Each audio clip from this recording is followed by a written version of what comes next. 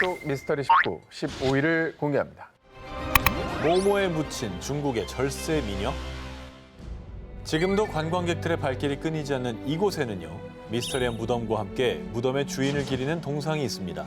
이 미스터리한 무덤의 주인공은 그 미모가 너무도 빼어나서 경국지색이라 극찬받았던 중국 최고의 절세 미녀, 양귀비입니다.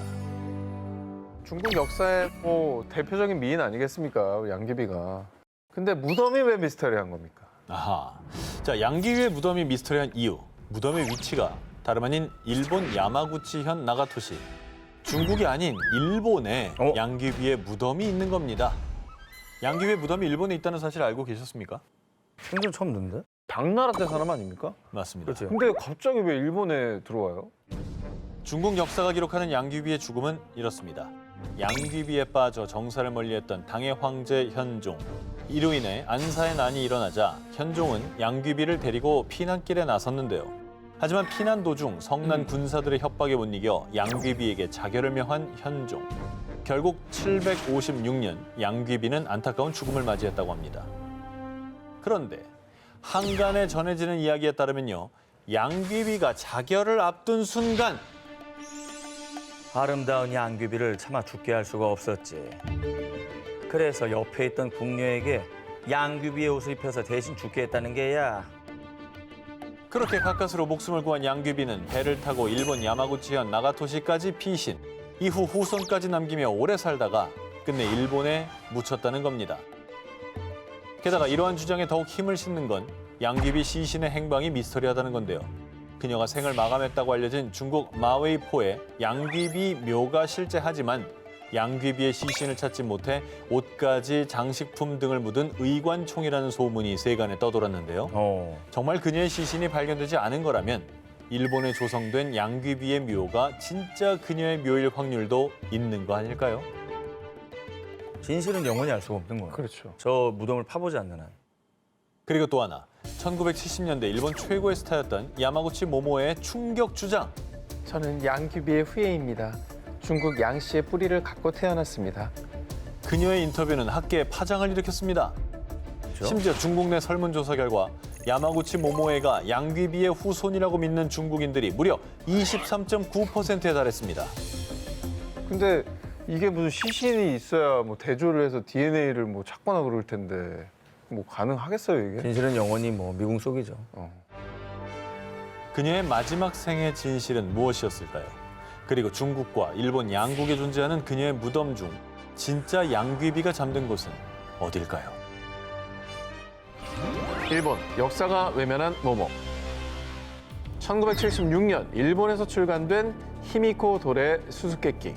하지만 이 책은 출간 직후 강제 회수 조치, 일본 사학계를 발칵 뒤집었습니다. 무슨 내용이길래? 히미코가 누구죠? 이 책의 주인공인 히미코는 2, 3세기경 일본 최초의 고대 국가인 야마타이국을 세운 여왕입니다.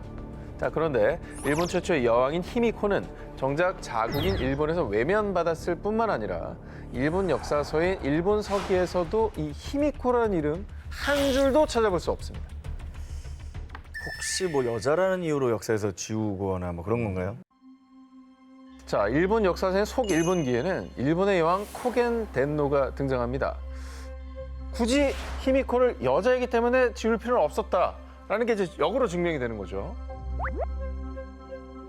자, 그런데 말입니다. 이상하게도 일본 역사서에는 히미코가 등장하지 않지만 중국의 역사서, 삼국지 위지 외인전의 기록, 외국의 난이 있어 서로 공격하고 정벌하여 오랫동안 서로 싸웠다.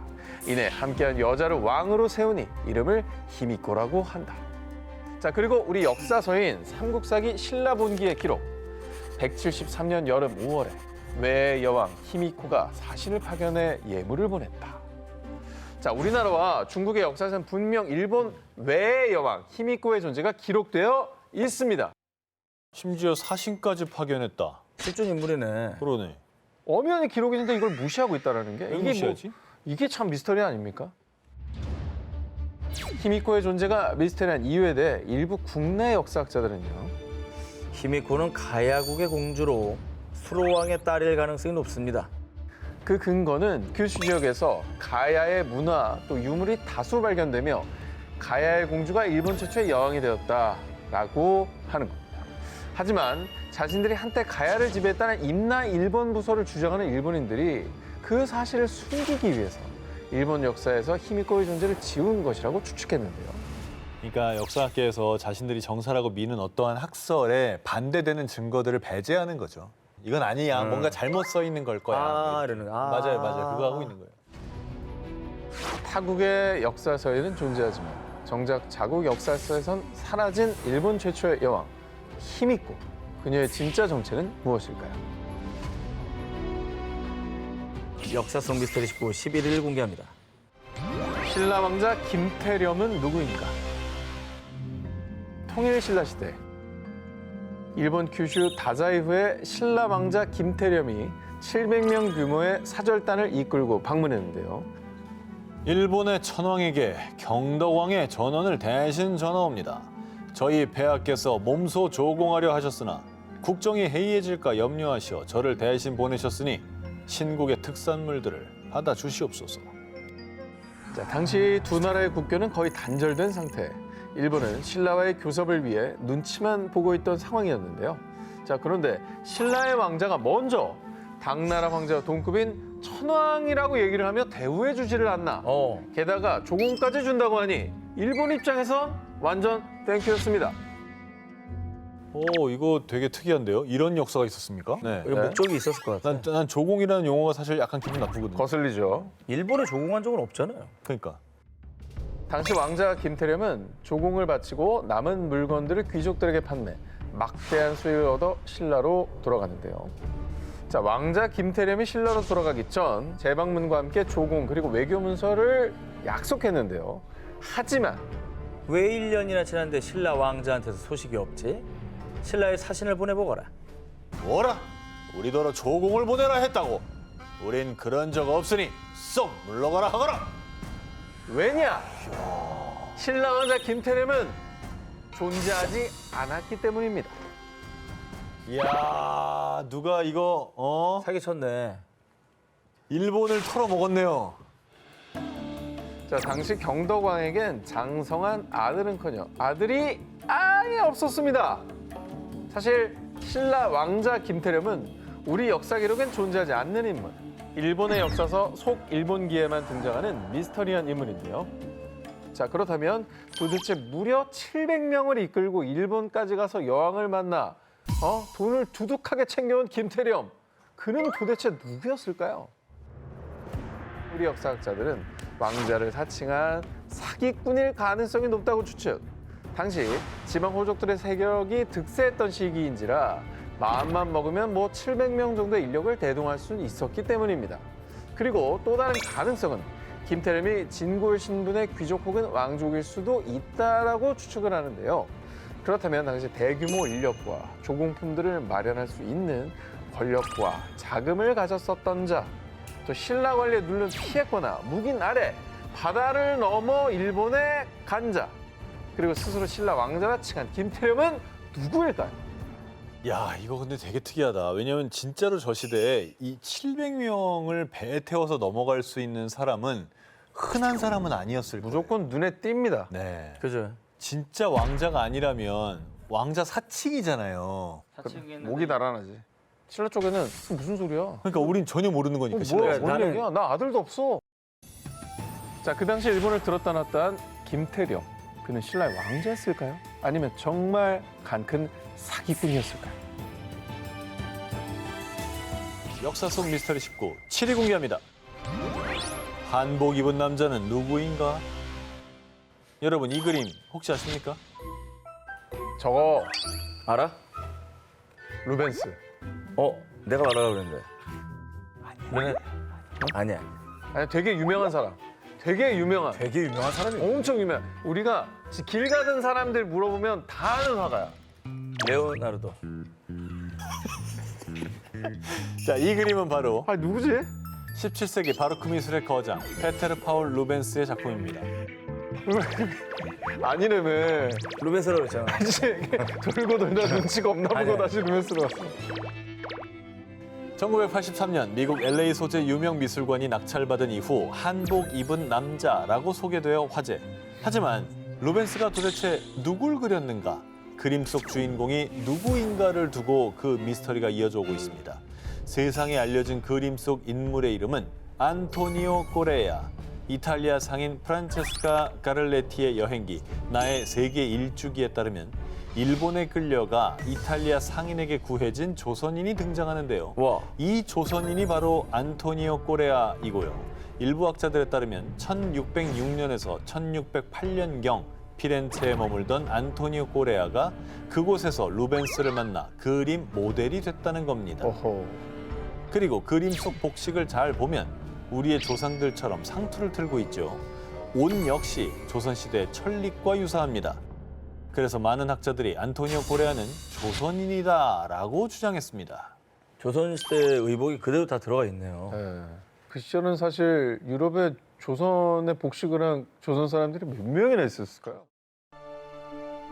그런데 한 네덜란드 교수에 따르면 루벤스의 재단화 프란시스코 하비에르의 기적과 익명의 작가가 그린 중국인 이풍의 초상화 두 그림 속에 등장하는 중국 상인 이풍이 진짜 주인공이라고 주장. 안토니오 꼬레아가 아닐 가능성이 대두됐는데요. 하지만 루벤스의 그림 속 인물을 두고 동인도 회사 출신의 조선인, 조선의 양반, 제2의 조선인일 가능성 여전히 다양한 추측을 제기하고 있습니다. 아 근데 뭐 다양한 추측들이 있는데 정체는 무엇이었을까가 너무 궁금하네요. 그러니까. 예. 그 옆에서는 써놓지 누구라고. 아, 예. 조선인이 만약에 맞다면은 어떤 경로로 간 걸까도 굉장히 그러니까요. 궁금하긴 해요. 그러니까요. 그 저 정도면 관직이 좀 있는 사람일 텐데. 그림 속에서 우리를 쳐다보고 있는 남자, 그리고 그 남자를 그렸을 루벤스. 그 남자가 누구인지는 루벤스와 그림 속 인물만 알고 있을 겁니다. 역사 속 미스터리 19 6위를 공개합니다. 선화공주는 모모가 아니다. 백제서동이 절세 미녀로 알려진 신화의 선화공주를 사모해 아이들에게 일부러 부르게 했던 노래 서동요. 선화 공주님은 남몰래 사귀어 맞둥 도련님을 밤에 몰래 안고 갔다. 서동은 백제 무왕의 어릴 때 이름입니다. 백제 서동과 신라의 선화공주의 국경을 초월한 러브스토리는 서동설화로 전해지며 지금도 많은 이들에게 감동을 선사하고 있는데요. 그런데 선화공주가 사실은 실존 인물이 아니라는 주장이 있습니다. 어? 아니 근데 실제로 결혼을 해서 왕비가 됐잖아.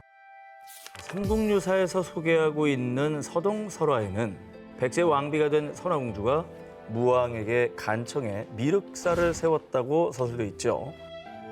실제로 미륵사가 존재하기 때문에 선화공주 또한 실제 인물이었을 거라고 추측을 했는데요. 그런데 2009년 선화공주가 실존 인물이 아니라는 의혹을 증폭시키는 증거가 발견됩니다. 미륵사지 서석탑 해체 복원 과정에서 639년 무왕의 왕후이자 좌평 사택적덕의 딸이 지은 절이라고 각자된 사리봉안기가 발견된 것이죠. 그러니까 미륵사를 세운 사람이 우리가 알고 있던 신라의 선화공주가 아닌 백제 토착 귀족이었던 좌평 사택적덕의 딸이라는 내용이었습니다. 그러면 이 존재 자체를 허구라고 단정을 해야 되는 건지 아니면 뭐 왕비가 여럿이 있었다든지 이런 여러 가지 생각을 할 수 있다는 거죠. 게다가 선화공주에 대한 기록이 삼국유사에는 남아있지만 정사로 통하는 삼국사기엔 전무합니다. 그것도 좀 이상하지 않나요? 그렇죠. 실제 선화공주는 신라 왕의 딸이 아니라 그보다 신분이 낮은 신라 귀족 또는 익산 지역 호족의 딸일 가능성이 있으며 신분과 국적 세탁을 위해 설화의 극적 요소가 강조됐을 것이라는 주장이 제기되기도 했는데요. 저는 저 얘기들을 봤었어요. 그래서 신라의 지방 변방에 있는 귀족의 딸일 것이다. 왕이 아니라. 네네네. 근데 어쨌든 움직일 수 없는 증거들이 이렇게 나왔는데 우리가 알던 거랑 다르잖아요. 그러니까 이게 진실이 뭐냐는 걸 계속해서 우리 따질 수밖에 없다는 거죠. 그렇죠. 그런데 지난 2018년 익산 쌍릉의 대왕릉에서 무왕의 것으로 추정되는 유골과 함께 부장품으로 신라 토기가 발견. 바로 옆 소왕릉의 주인이 선화공주 아니냐며 그녀의 실존 여부가 또다시 주목을 받았습니다. 하지만 소왕릉은 도굴당한 상태라 명확한 단서를 찾지 못했고요. 여전히 선화공주의 존재는 수많은 논란과 쟁점을 남기며 미스테리로 남아 있습니다. 근데 신라의 것이 나왔다고 해서 무조건 신라 사람이라고 하기도 좀 애매하고 저때 교류가 있었으니까 내가 즐겨 사용했던 것들을 같이 묻었을 수도 있고. 허구의 인물이란 왜 저런 허구를 그래도 왕이 언급되는 스토리까지 만들 수 있다는 건 사실 왕이 용인하지 않는 한 있을 수 없는 일이거든요. 그렇죠. 이 무왕의 애틋한 사랑 이야기 속 선화공주. 과연 그녀는 누굴까요? 정말 누군가 만들어낸 상상 속 인물인 걸까요? 역사 속 미스테리 19 5위를 공개합니다. 을지문덕, 당신은 누구십니까? 여러분, 을지문덕 장군 하면 흔히들 수공으로 수나라의 대군을 물리친 살수대첩의 명장으로 기억하실 텐데요. 그 외에 다른 거 알고 있는 거 있습니까? 을지가 성이죠. 네. 을지로 이런 얘기 하지 마시고요. 그 정도 압니다. 살수대첩 말고 아는 게 없죠. 진짜 없어. 실존 인물 아니란 얘기도 있어 그래가지고. 기록이 진짜? 너무 없어가지고. 이렇게 우왕좌왕 하시는 게 어떻게 보면 당연합니다. 왜냐? 을지문덕 장군이 언제, 어디서 태어나서 어떻게 자랐고 또 언제 어떻게 죽었고 심지어 을지문덕의 이름은 맞는지 관직명인지 미스터리 그 자체 기록에 남아있지 않기 때문입니다. 그렇군요. 오로지 살수대첩에 대한 기록만이 후대에 작성된 삼국사기 열전의 을지문덕전과 1931년부터 연재된 심채호 선생의 조선상고사에 자세히 등장할 뿐입니다. 삼국사기에 따르면 을지문덕은 그 계보가 상세하지 않다로 미스터리하게 시작합니다. 612년 고구려 영양왕 23년 수나라는 당시 100만 대군을 이끌고 평양성으로 쳐들어왔습니다. 하지만 을지문덕은 거짓 항복 작전을 반복하며 수나라 군사들을 지치게 만들었고요. 수나라 장군 우중문에게 보낸 시 여수장 우중문 시까지 기록돼 있습니다. 그리고 을지문덕 장군은 수나라의 30만 별동대를 살수 지역으로 유인한 뒤 항복하는 척하고 안심시켜서 때가 되었다. 공격하라! 수나라 대군을 물리쳤는데요. 하지만 살수대첩을 끝으로 613년 이후 그에 대한 기록은 정말 미스터리하게도 말끔하게 사라졌습니다. 아니 시까지 기록에 있는데 왜 역사에는 저분이 없는 거예요? 그러니까요. 거의 이순신 장군의 버금가는 명장인데 그러니까 저 기록만 남아있을 수가 있다는 건가요? 혹시 을지문덕 장군이 반역했던 게 아닐까요? 아, 그런 추리도 있습니다. 영양왕 입장에서는 무섭거든. 어. 을지문덕 장군의 미스터리한 행적을 두고 학자들은 다양한 추측을 제기했는데요.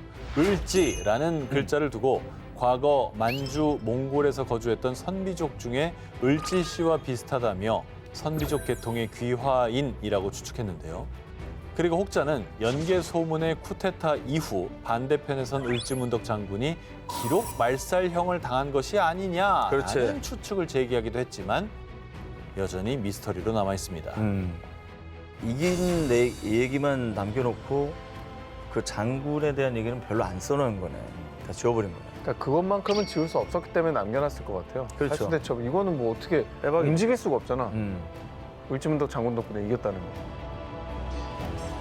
나라를 구한 명장 을지문덕. 우리가 모르는 역사 속 그의 다른 삶은 어땠을까요?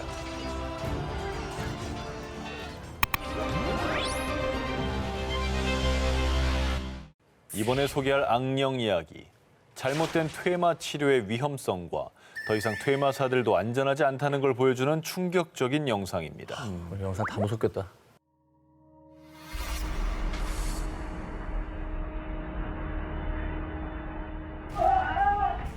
뭐야? 왜 이렇게 때려? 갑자기 뭐야? 왜? 어머머머.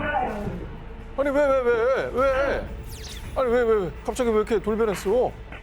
이 해당 영상은 파키스탄의 한 퇴마 치료소로 추정되는 곳에서 찍힌 영상인데요. 흰색 옷차림을 한 퇴마사가 한 소년의 악령 퇴치를 위해 퇴마 의식을 진행하던 중이었습니다. 퇴마사는 소년의 어깨 위에 손을 얹은 채 퇴마 주문을 걸었고요. 곧이어 칼로 자신의 살을 베어 그 피를 소년의 몸에 찍어 바른 후 악령을 쫓는 퇴마 의식을 시행했는데요. 그 순간 옆에 있던 한 남성이 마치 악령에 씌인 것처럼 갑작스럽게 비명을 지르며 퇴마사를 폭행하기 시작한 겁니다. 주변은 순식간에 아수라장이 되고 말았는데요. 저 퇴마를 하니까 악령이 절로 들어갑니다. 그러나 보다. 갑자기 옆에 있는 사람에 옮겨 붙었나 보다. 난동을 피운 남성은 관계자 아니고요. 본인도 퇴마 의식을 받기 위해 다음 순서를 기다리던 대기자였습니다. 야, 근데 놀라운 거 악령에 씌인 우리 아이는 가만 놔둬. 성인 몇 명이 달라들어도 지금 통제가 안 되잖아. 그러니까 악령이 씌우면 괴력이 나오니까 그런 거 그렇지. 아니겠어요? 맞아요. 어쨌든 퇴마사도 극한 직업이네요. 진짜 위험하게 일하네. 사실 최전선에 계신 분들이죠. 그러니까. 헬멧 같은 거 쓰고 해야겠는데. 이 영상이 온라인에 공개되자 누리꾼들 사이에 악령이 옮겨가는 영상으로 화제. 악마가 살아난 게 분명해. 소년의 악령이 옮겨간 거야. 악령 탓인지는 알 수 없지만 악령에 씌인 사람 같은 행동인 건 분명. 다양한 반응을 보였는데요. 퇴마 의식 중 갑자기 난폭해진 남성. 정말 그의 몸에 악령이 옮겨간 걸까요? 과연 그날의 진실은 무엇일까요? 남양 특집 귀신을 쫓는 자 퇴마 19, 16위 공개합니다. 몸으로 가득했던 숲. 이번에 제가 추적한 유령은 한둘이 아닙니다. 바짝 긴장하셔야 합니다. 지난 2021년 영국 스탠퍼드셔주의 한 숲. 산책을 하던 중년의 여성. 이 A씨는 그날에 따라 왠지 알 수 없는 이끌림에 더 깊은 숲으로 향했습니다. 그런데 분명 그 숲에는 자신 외엔 아무도 없었지만 누군가 자신을 자꾸만 쳐다보는 느낌이 든 A씨. 이상하네. 저기 누군가 있나? A씨가 숲에서 목격한 충격적인 광경. 바로 오 마이 갓. 뭐야? 아우 아무리 인형이지만 뭐야 왜 저래 놨어? 나무에 묶인 채 못이 박혀 있던 수많은 아기 인형들이었습니다. 아기 인형들의 상태로 봤을 때 그곳에 최소 1, 2년 이상 걸려 있을 것으로 추측이 되는데요. 기분 나쁘다. 아, 저거는 너무 기분 나쁜데. 왜 또 달아놔? 아기 인형을 저렇게 무섭게 매달아놨어. 무슨 공포 영화 촬영하려고 해놨나? 진짜 뭐 세트로 이용했나? 그냥 놔둔 건가? 세트로 이용하고 그냥 두고 갔다. 네. 아니면 뭐 주술을 저기서 뭔가 부린 거 아니에요? 너무 기분 나쁘다. 더 기묘한 게 있습니다. 마치 누군가 저주라도 한 듯 인형의 눈을 파놓기까지 했다는 것이죠. 그리고 저주를 행한 증거일까요? 땅바닥에선 영혼과 대화할 수 있다는 점술판으로 알려진 위자 보드까지 함께 발견됐습니다. 자, 여러분 예로부터 이런 말이 있죠. 사람을 닮은 인형에는 영혼이 깃든다. 어쩌면 누군가 어떤 목적을 갖고 아기 인형에 깃든 영혼을 불러내기 위해서 위자 보드를 이용했고 그 영혼이 도망치지 못하도록 아기 인형들에게 못을 박아 나무에 매달아 놓았던 거 아닐까요? 그건 좀 끔찍한데. 뭐 인형에 저 위저보드까지 있으니까 사실 소름 끼치네요. 그러니까요. 뭔가 했던 것 같아 저기서. 아니 뭐 진짜로 뭘 유령 같은 걸 부른 건가? 그런데 A씨가 더욱 소름 돋았던 이유. A씨는 아기 인형이 있던 장소 인근에서 병원 수술실 표지판을 발견. 실제로 그곳은 제1차 세계대전부터 1920년대 중반까지 브린들리 히스 군병원이 있었던 부지였습니다. 주로 외상 후 스트레스 장애, 일명 PTSD를 앓는 병사들과 독가스 공격을 당한 민간인을 치료했던 곳이었습니다. 잔혹한 전쟁의 폐해로 병원에서 눈을 감아했던 사람들. 그 억울한 영혼이 그곳을 떠나지 못해 그 한 맺힌 원한이 이 숲에 서려 있는 건 아닐까요? 정말 묘하게도 사실 이 숲은 예로부터 정체불명의 생명체 혹은 유령 목격담이 끊이지 않았던 악명 높은 숲, 캐녹 체이스 숲이었습니다. 야, 저 캐녹 체이스라는 저 이름은 저희 푸현 식구에서도 여러 번 했던 것 같은데. 맞아요. 네. 단골이죠. 음산한 기운과 괴담에 사람들의 발길이 끊어진 곳, 캐녹 체이스 숲에서 발견된 기괴한 아기 인형들. 지금도 그곳에서는 우리가 알 수 없는 강령술 등이 행해지고 있는 걸까요? 그 인형들을 가져다 놓은 사람은 대체 그곳에서 무엇을 했던 걸까요? 남양 특집 귀신을 쫓는 자 퇴마 19, 15위를 공개합니다. 피해의 벽에서 포착된 유령. 이번에 귀신을 쫓아 찾아갈 곳은 영국 잉글랜드 노스 요크셔에 위치한 클리포드 타워입니다. 이곳을 부르는 또 다른 이름은 피해의 벽. 전설에 따르면 대학살의 날 이후부터 벽이 붉게 물리기 시작했어요. 억울하게 죽은 이들의 저주가 분명해요. 1190년 타워에 숨어있던 약 150명의 유대인이 학살당한 비극적인 역사를 가진 이곳은 언젠가부터 성벽에 붉은 얼룩이 생기기 시작. 그때부터 사람들은 이곳을 피 흘리는 벽, 일명 피의 벽이라고 부르기 시작했습니다. 그럼에도 많은 사람들이 찾는 지역의 이 관광 명소로 꼽히는 곳이기도 합니다. 그냥 멀리서 봐도 약간 붉은 빛이 저기 보이거든요. 정말 기괴하고 무섭게 생긴 건물이네요. 생뚱맞고 되게 음산해 보여요. 생뚱맞다는 말이 맞는 것 같아요. 이곳은 핏빛 역사가 서린 만큼 다양한 귀신 목격담이 있는 곳입니다. 사람이 아무도 없을 때도 천장을 두드리는 듯한 소리나 발자국 소리, 아이들이 뛰어노는 소리 등 의문의 소리가 들린다는 제보가 끊이질 않고 있습니다. 그런데 이곳에 얽힌 오싹한 이야기가 단순히 소문만은 아니라는 결정적인 증거가 포착됐는데요. 저에게 들어온 한 장의 제보 사진을 보시겠습니다. 뭔데요? 뭐야? 뭡니까 저게? 연기가 연기가 저렇게 난다고? 야, 이거 뭐냐? 연기가 저렇게 날 수 없습니다. 뭔가 혼명으로 보는 게 더 타당하지 않을까? 아니면 소복을 그 하얀 두건 같은 걸 쓴 이제 귀신이 양팔을 벌리고 달려듯한 그런 모습도 보이고 좀 묘한데요. 와, 이거 진짜 이 정도면 귀신 나오는 소리 나오겠는데 정말?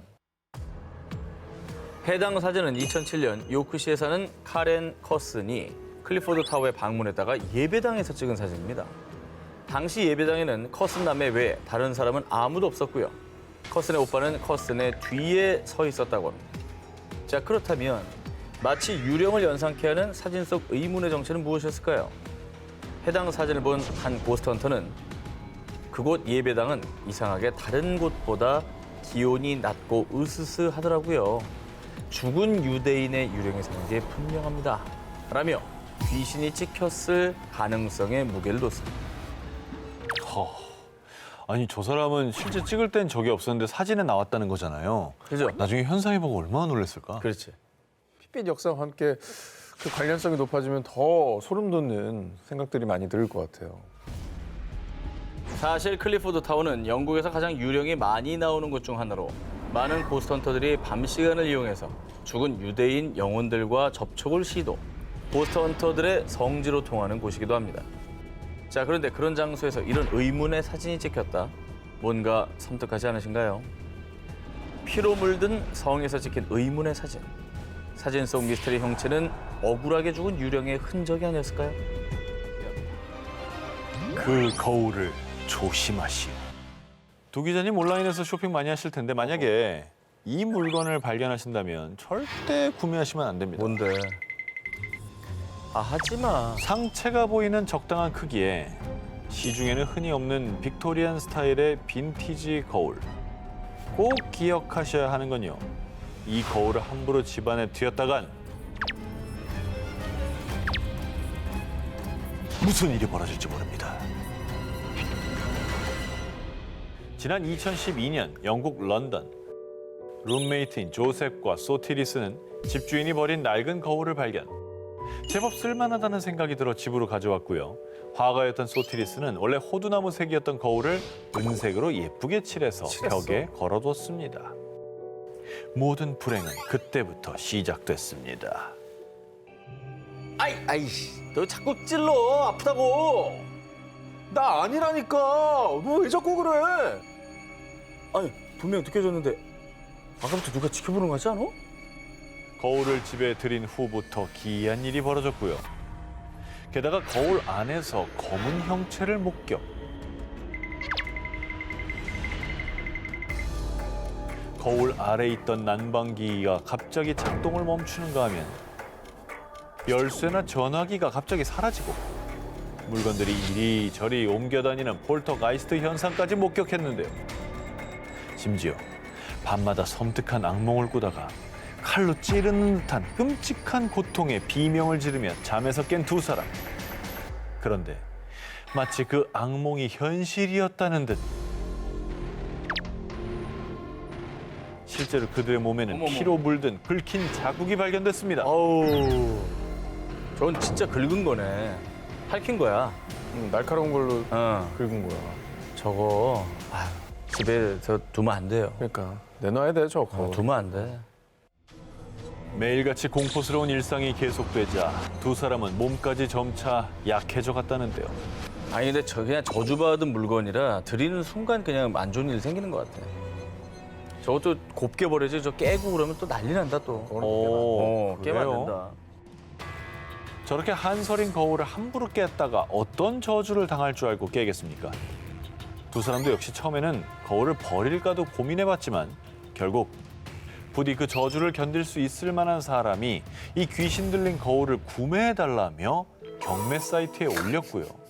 어떤 강심장인지 익명의 한 구매자가 실제로 낙찰받았다고 합니다. 받았어? 결국 또 다른 주인을 찾아간 귀신 들린 거울. 구매자는 그 거울을 왜 구매했으며 그 거울이 있는 곳에선 또 무슨 일이 벌어지고 있을까요? 세계에서 가장 많은 유령이 사는 마을.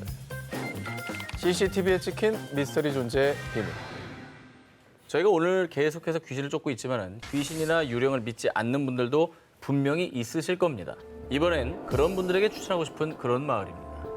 이곳은 세계에서 가장 많은 유령이 사는 마을이라 불리며 한때 기네스북에 등재된 것으로 알려진 곳입니다. 이 마을에 가면 워낙 많은 귀신들이 존재하다 보니 무조건 한 명 이상의 귀신을 마주칠 수밖에 없으실 텐데요. 어떤 사연이 있는 곳인지 저와 함께 떠나보시겠습니다. 귀신의 마을이 다 있어요. 기네스에서 인정을 했대잖아. 영국 남동쪽 켄트 지방의 한적한 시골 마을 플러클리. 이곳에 기이한 일이 발생하기 시작한 건 1973년이었습니다. 문제의 그날 자정 무렵 시끄러운 음악 소리에 잠이 깬 마을 주민들. 아니 한밤중에 누가 악기를 연주해? 아니 누구야 대체? 화가 나 창문을 열었더니 웬 악단이 오래된 옷을 입고 장례식 음악을 연주하며 지나가고 있었습니다. 어머. 아니 어제 그 악단들 뭐예요? 그 악단 사람 아니에요. 어제 악단들이 저희 집 벽을 그대로 통과해서 가더라니까요. 그럼 그 악단 전체가 유령이라고? 이 클래스가 다르죠? 한 명이 들은 게 아니라 여러 사람이 다 같이 봤다는 거잖아. 그러니까 들키는 거에 게이지. 두려움이 없는 애들이에요. 마을 주민들이 목격한 악단 유령들은 빙산의 일각입니다. 이 마을에 나타난 유령은 최소 12명. 목격담까지 합치면 많게는 40여 명으로 추정됩니다. 와. 그 많은 유령들에게도 나름 사연과 별명이 있습니다. 무너지는 점토벽에 깔려 죽은 남자 유령은 벽돌 사이로 고통스러운 비명을 지릅니다. 장미 여자 유령은 동네 개들을 불러내 사람들을 괴롭힙니다. 그리고 유독 폭풍이 오기 전 나타나서 사람들을 괴롭히는 핀노크 유령. 마을 바로 옆에 있는 소리 지르는 숲, 너링우드에서 들리는 유령의 비명까지.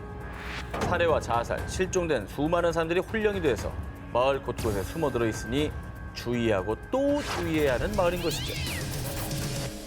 설마 마을 주민들이 이렇게 다 좀 동네를 위해서 스토리를 만들어서 이게 마케팅, 뭔가 약간 그렇지 트루먼 쇼처럼 고스트 마케팅. 상황을 창조한 게 아닐까? 하지만 초자연 현상 전문가들은요. 과거에 비극적인 죽음들이 있었고 지질학적으로 자기력이 강한 영역에서 유령들이 자주 나타나는 겁니다. 라고 밝히며 플러클리 마을에 유령들이 출몰하는 이유를 추측하기도 했습니다. 지금도 마을 곳곳을 배회하고 있을 수많은 유령들. 유령의 존재를 부인하는 분들, 플러클리 마을에 한번 가보시기 바랍니다. 자, 이번에 제가 쫓을 귀신은요. 지난 1월 14일 밤 호주의 한 가정집 CCTV에 포착된 미스터리한 존재입니다. 과연 이 귀신을요. 어떻게 받아들여야 할지 여러분께서 직접 판단하시기 바랍니다.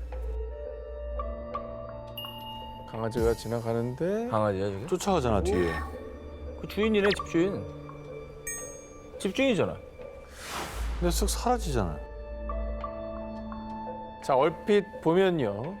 집주인이 반려견을 데리고 어딘가로 걸어가는 듯한 모습이지만요. 사실 반려견과 함께 있었던 건 집주인이 아닙니다. 왜? 진짜 집주인인 매튜와 로렌 부부는 저 영상이 촬영된 당시 침실에서 같이 잠을 자고 있었습니다. 그래서 저는요. CCTV에 포착된 이 형체가 인간이 아니라고 확신합니다. 그럼 자, 도둑이지. 도둑이 강아지랑 산책을 해? 사람이랑 다 좋아하는 개들이 있어요. 그래요? 그러면 누구 오면은 이렇게 밥 주는 줄 알고 따라간 거죠. 자, 도둑이니까 사람이다. 침입자죠. 사람이다. 신고하세요. 오케이. 자, 영상을 다시 보여드릴 테니까 수상한 형체가 나타나기 시작한 곳을 주목해 주시기 바랍니다. 그냥 벽 뚫고 나온 거 아니야? 나타났잖아, 지금. 그 와인셀러 옆에 숨어 있었네. 그 앞에서 쓱 나오잖아. 쓱 나오잖아요. 저 캐비넷 앞에서. 와인셀러야? 캐비넷이야 뭐야? 캐비넷 앞에서 걸어 나옵니다. 야 근데 저거 되게 이상하다 진짜. 왜? 이 영상이 조작된 거 아니에요? 자, 집주인 매튜는요. 저도 이 영상을 보고 혼란스러워서 계속 다시 봤어요. 자, 이렇게 영상 조작 논란을 부인했습니다.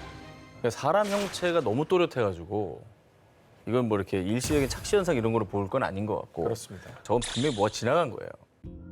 매튜의 집은 숲 한가운데 있는 데다가 창문은요, 암막 블라인드로 가려놨기 때문에 외부에 빛이 투영됐을 가능성은 전혀 없습니다. 이거 진짜 이거는 뭐. 난 아직도 강도설에 무게를 두고요. 집에 침입한 도둑들은 정말 귀신처럼 행동해요.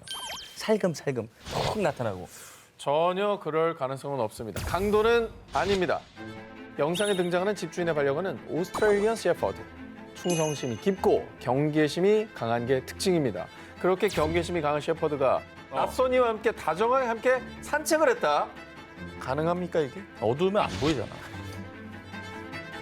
결정적으로 제가 이 의문의 형체가 귀신이라고 확신할 수 있었던 건 집주인의 증언 때문입니다. 영상을 본 집주인 매튜가요. 사실 가족들이 교통사고로 세상을 떠났어요. 아마 가족들의 영혼이 아닐까 싶어요. 자, 의문의 형체가 처음 나타난 장소인 저 캐비넷에 가족들의 유골이 보관돼 있다고 합니다. 이거 되게 이해된다. 그리고 강아지가 저렇게 따르는 것도 이해가 되네, 그럼. 그러면 그 가족의 영혼이 깨어나서 반려견 오랜만에 만나서 산책을 하고 싶었던 건가요? 저도 그렇게 생각합니다. CCTV에 포착된 정체모를 형체. 어쩌면 먼저 세상을 떠난 가족들의 영혼이 여전히 매튜의 곁에 머물러 있었던 건 아닐까요? 여름 특집 영화로 만들어질 현실 속 공포 19 2일 공개합니다. 모모 아르바이트생에게 생긴 일. 일본 어느 가정집. 여느 때처럼 아르바이트를 마치고 귀가한 토모. 토모! 물고기들 밥 안 줬어? 집에서 키우던 열대어들이 하루 사이에 모두 죽어 있었는데요. 그런데 나무가 말라 죽었잖아. 저게 지네. 토모, 이거 네가 그랬지? 그런데 기묘한 일은 이뿐만이 아니었습니다. 석 달 전부터 아르바이트를 시작한 뒤 토모의 온몸에 심한 발진이 생겼고요. 고양이가 그를 피하기 시작. 더욱 기이한 것은 아빠, 요즘 새벽부터 어딜 다녀와? 손톱에 흙 좀 봐. 내가 그랬다고? 난 그런 적 없는데. 토모의 아버지가 매일 새벽 3시만 되면 잠옷바람으로 어딘가 나가서는 온통 흙투성이가 돼서 귀가.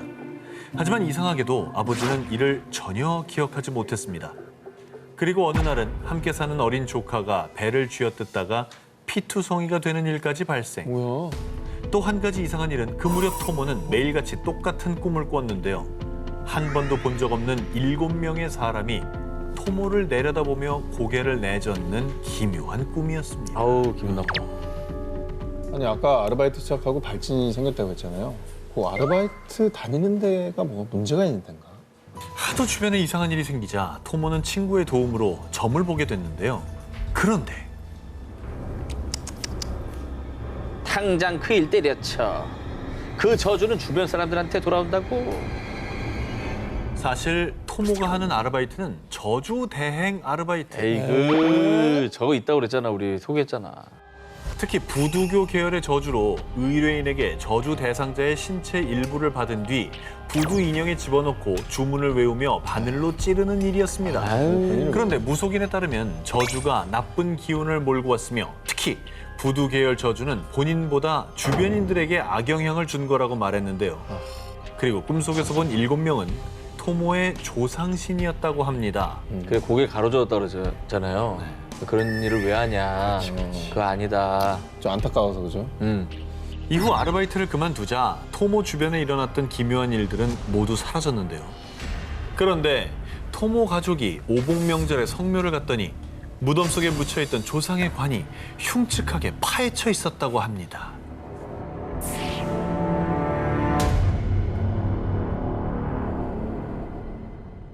여름 특집 영화로 만들어질 현실 속 공포 19 18위와 1위 헤드라인 공개해 주세요.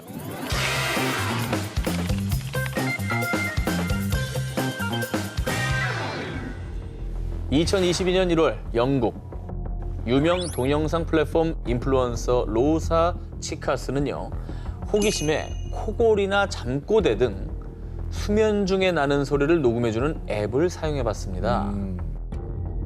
그런데 며칠 뒤 로사는 극도의 공포심을 느꼈습니다. 뭐예요?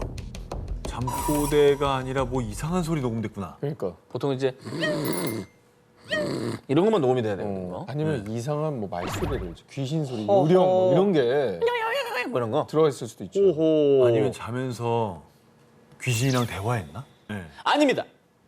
앱에 녹음된 끔찍한 소리입니다. 나는 네가 너무 싫어. 네가 죽었으면 좋겠어. 뭐야? 로사를 저주하는 누군가의 목소리가 담겨져 있었던 겁니다. 심지어 정체불명의 그 저주는 녹음을 한 4일 내내 매일같이 녹음됐습니다. 우와, 어우 소름 끼쳐. 밤마다 잠든 자신에게 저주를 퍼붓는 이가 누군지 로사는 그 목소리의 정체를 밝히기 위해서 침실에 카메라를 설치했습니다. 그리고 밤새 카메라에 포착된 소름 끼치는 진실. 누가 나오긴 나왔어야 돼. 이게 나와도 무섭고 안 나와도 무서운데? 이거 진짜 무섭죠?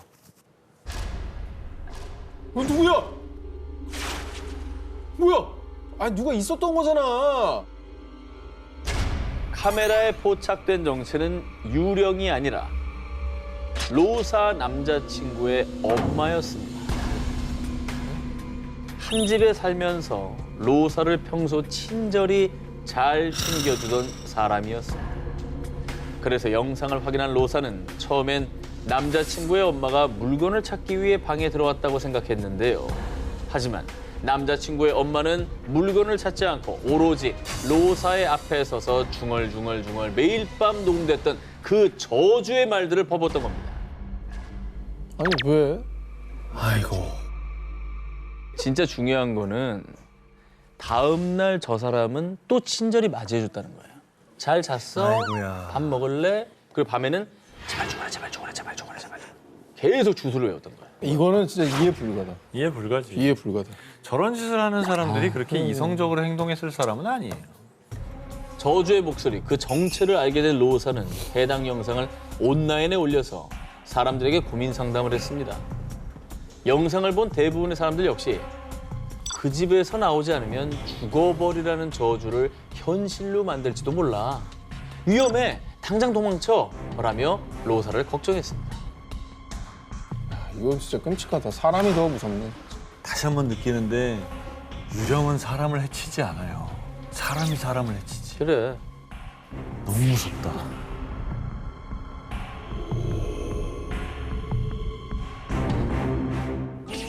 영화 사랑과 영혼 속 영매를 통한 주인공의 빙의처럼 영화에서 볼 법한 놀라운 일들이 실제로 일어났다면 믿어지시겠습니까?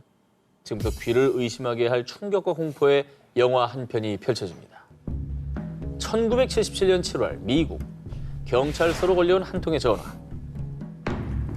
제가 살인 사건 범인을 알고 있습니다. 범인을 알려준 사람이 죽은 피해자입니다. 죽은 사람이 어떻게 범인을 알려줘요? 아니 뭐 다잉 메시지를 남겼다든지. 다잉 메시지가 아닌데 지금 얘기하는 얘기가? 약 5개월 전인 1977년 2월 시카고에 위치한 아파트에 화재 신고가 접수. 당시 화재가 발생한 현장에서 필리핀 출신 병원 직원 테레시타 바사가 나체 상태로 자상을 입고 숨진 채 발견됐는데요. 이후 경찰의 조사에도 수사는 수개월째 진척이 없던 상황. 그런데 피해자와 같은 병원에서 근무한 추아 박사에게서 전화가 걸려온 것입니다.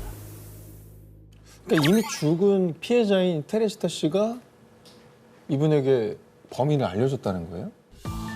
추아 박사에 따르면 그의 아내 레미는 어느 날 마치 혼수 상태에 빠진 듯 전혀 다른 목소리와 억양으로 이상한 말들을 내뱉었습니다. 추아 박사님 도와주세요.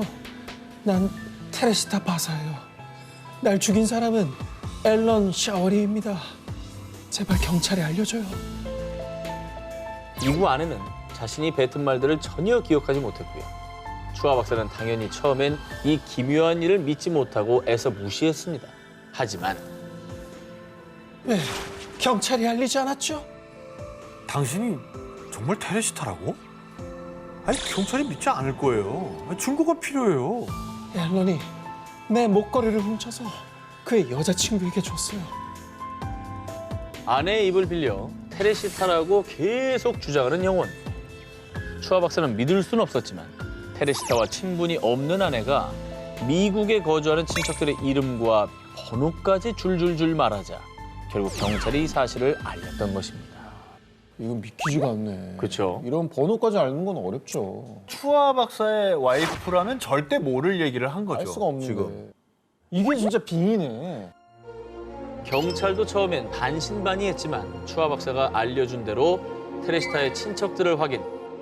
그리고 그녀가 용의자로 지목했다는 병원 동료 앨런 샤워리를 조사했습니다. 앨런은 처음엔 극구 부인하더니 경찰의 추궁에 테레시타의 집에 방문한 적이 있다고 진술을 번복. 결정적으로 앨런의 여자친구로부터 진짜로 테레시타의 목걸이를 선물 받았다는 사실을 확인했습니다. 야, 이게 가능하다고요? 그렇죠. 얼마나 억울했으면 다른 사람의 몸을 빌려서 범인을 지목을 했겠어요. 그렇죠. 뭐 진짜 영원히 본인의 살인 사건을 해결한 거네요, 이건. 아 저게 모든 피해자들한테 가능했으면 좋겠다. 그럼 살인 사건 다 없을 것 같은데. 그렇죠. 예. 앨런은 금품을 훔치던 과정에서 테레시타를 살해했다고 자백. 사상 초유의 살인 사건에 도움을 준 유령 사건에 세간의 관심이 집중. 결국 앨런은 살인 혐의로 재판에 넘겨져 징역 14년형을 선고받았습니다.